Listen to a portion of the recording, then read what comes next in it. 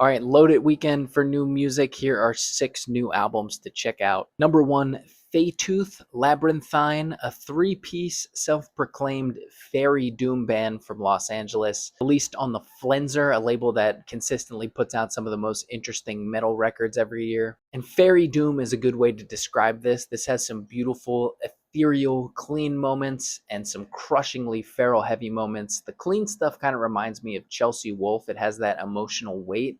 The heavy parts, at times it can go from stuff that sounds like King Woman, where there's still clean vocals but have a lot of husk and doom to them, and then this can get as heavy and as extreme as doom bands like Grief.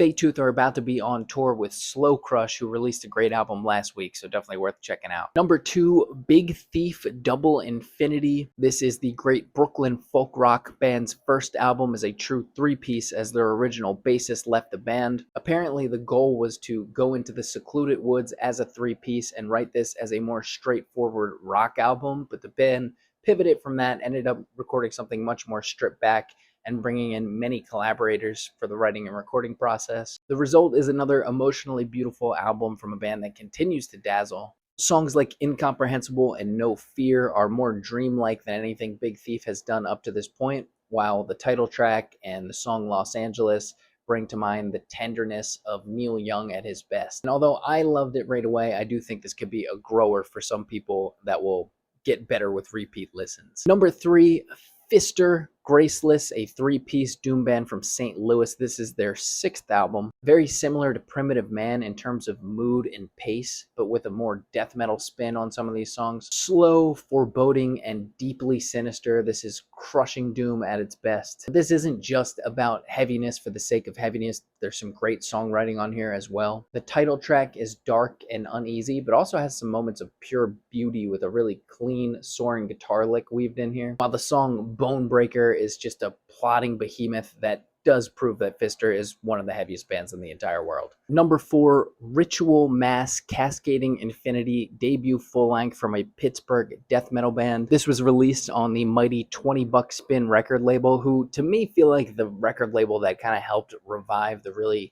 cavernous incantation style of death metal that became pretty prominent in the 2010s. And Ritual Mass are definitely from that school of death metal. This album has real nastiness to it, some great dissonant guitar work that gives this an all-around filthy atmosphere, but it does have that echoey, doomy pace that's kind of commonplace for a lot of death metal now. Really feels like a trip to the underworld. This is a death metal album that rises to the top of a pretty crowded field with a lot of great music that's been released so far this year. Number 5, Hasard, Abgnose. This is the 2nd album from a French one-man avant-garde black metal band. Noisy, haunting, freakishly twisted black metal with some creepy orchestral flourishes throughout this album. Really feels like you're spiraling down a black hole for 45 minutes. Despite how chaotic and disorienting this album is, the core of these songs are very well written and makes this album pretty listenable given how extreme it is. Great for fans of that nightmarish black metal a la bands like Ackless, Deathspell Omega, and Abyssal.